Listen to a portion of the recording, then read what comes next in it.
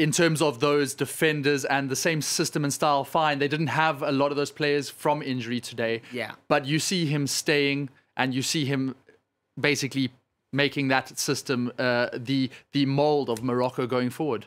Yeah, but as Simon said, the problem is that he wanted to start with 5 in the back line. 5 defenders instead of 4, and 4 midfielders instead of 3, as we saw in earlier games.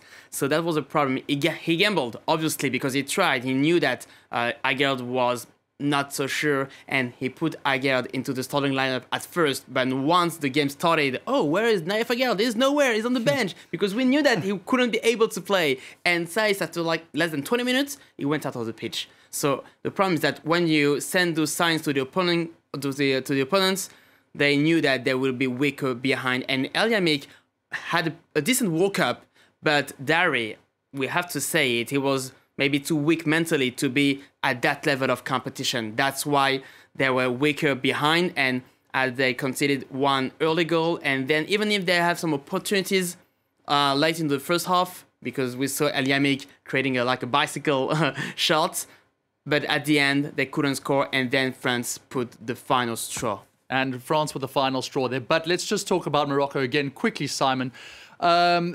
This has been a very successful World Cup for an African team. And you have previously mentioned this was CAF President Patrice Motsepe's mandate to get an African team, possibly one day to win the World Cup. How successful a World Cup has this been for Africa? Oh, it's so successful, you can't even put it into words. You could say it's wonderful, it's fantastic, it's historic, but any hyperbole doesn't really fit what Morocco have done, particularly as no one expected Morocco to be there. Not only is it fantastic for African football, but it's also fantastic that it was Morocco who were able to do this after bowing out of the AFCON in Cameroon against Egypt with a very dry performance. So it is historic, and it puts Africa back at the top of the footballing pyramid, and it can only be a good thing moving forwards. Let's not forget, this is the last World Cup that we will know in this format. In 4 years' time, there will be 48 teams. There's going to be 9 African teams, if I'm not mistaken. You know that there's a strong nucleus of African teams that can perform. We've seen it with Senegal, Nigeria in the past, Ghana almost consistently always there, and maybe probably should have qualified from the group stages in this one. Morocco, they've performed admirably in this one, but it's not since 1982 that they reached the knockout phases. Can the second group of African teams make such an impact? It does the fact that more African teams entering the competition, does that give Africa more chances? I'm not sure. I think there's still a lot of work that needs to be done at grassroots level. And Patrice Motsepe, when we actually met him, he told France 24, what we need to do now is make sure that the funding arrives to the same people, indirectly saying that there is still a lot of corruption in African football. And Karim Balde is probably one of the best journalists at being an expert on African football to develop this. So I'd be curious to hear his views. But African football needs to grow from the base up. It can't rely on, shall we say, star performances every 10, 12 years. Ghana reached the quarterfinals and were within an inch in 2010. Before that, Senegal in 2002.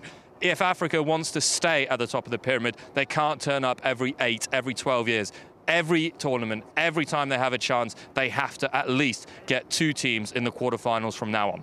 And there, I want to get your thoughts now on that, Karim, because Morocco specifically has done a lot of work for administratively behind the scenes to build its grassroots up compared to other nations, and it's bearing fruit. Yeah, because they put money into infrastructures, into stadiums, and into academies.